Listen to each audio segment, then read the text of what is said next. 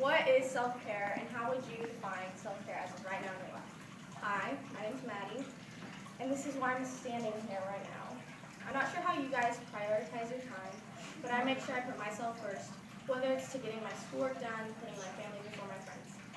A great example of this is if you've ever been on a plane, there's an oxygen mask in your backseat pocket. And I'm sure we've all heard the saying that you have to put on your oxygen mask on first before helping others around you. If you didn't help yourself first, then you wouldn't have the capacity to help those people you care so much about. To me, this is kind of a revolutionary idea. It tells us it's not selfish, but it's necessary to take care of ourselves. Now, the word revolutionary means involving or causing a complete or dramatic change. Let me tell you a story about myself and how I went through a dramatic change or realization. All the way till the 7th grade, I did not care about my appearance or what people thought of me. I was really confused why my mom and my sister cared so much about their appearances. Then I finally realized that first impressions were kind of everything.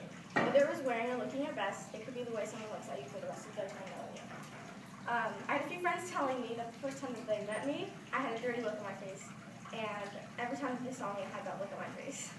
Now, I'm not sure why I had that look on my face, but apparently I did, and I get mad at myself thinking back, because now they can bring up the story saying, the first time that you met, you were a rude person, or if you didn't like me, or like if we didn't get to know each other, then I could just think I'm a rude person.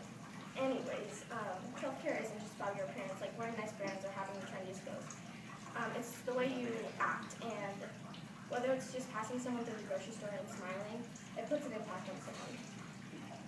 You never know, that person could be like a friend of a friend, and you always want to make a good impression of yourself. Being a nice person and smiling doesn't necessarily mean that your life is wonderful in the moment, but you could have made that person's day.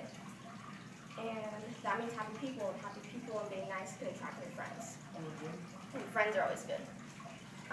Here's a quote by Audre Lorde. Caring for myself is not self-indulgence, it is self-preservation and not as an act of political warfare. This quote is saying a lot of things, but first it's saying that caring for ourselves is not indulgence, but it's a necessity, and even further, it's an act of political warfare. The term political warfare means to go into each day with confidence, and to meet with the challenges that each day will serve you. The only way to have confidence is if you feel good, and feeling good requires self-care. When you are confident, you have a feeling of self-assurance arising from one's appreciation of one's own abilities and qualities. Confidence is your well-being, and that is the state of being comfortable, healthy, or happy. So what can we be doing each day that's preventing us from our needed self-care? It could be things from work to school, and in our case it's probably school, and we all know how school can get rough at times. All of the assignments, projects, and speeches can get really terrible, but once you get over the hump and turn in all your assignments, there's a weight lifted off your shoulders and there's instant relief.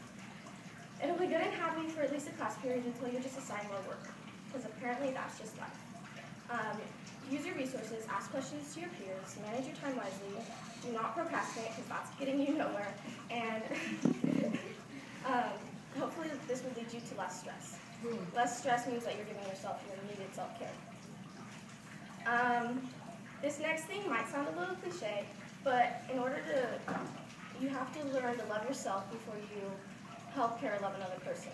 To love yourself means to accept yourself as you are and to come with the terms with those aspects of yourself that you cannot change. It means to have self-respect, a positive self-image, and unconditional self-acceptance. Once you learn to love yourself, then you can start helping, caring, and loving those significant people in our lives. Let's get back to those questions I asked in the beginning of my speech. What is self-care, and how would you define self-care as of right now in your life? Think of all the ways you can now give yourself some self-care, because we all know that putting yourself first should be your first priority. Take care of yourself, love and cherish what you've been given, because you are priceless, and no one can ever replace or be you better than you. Good job.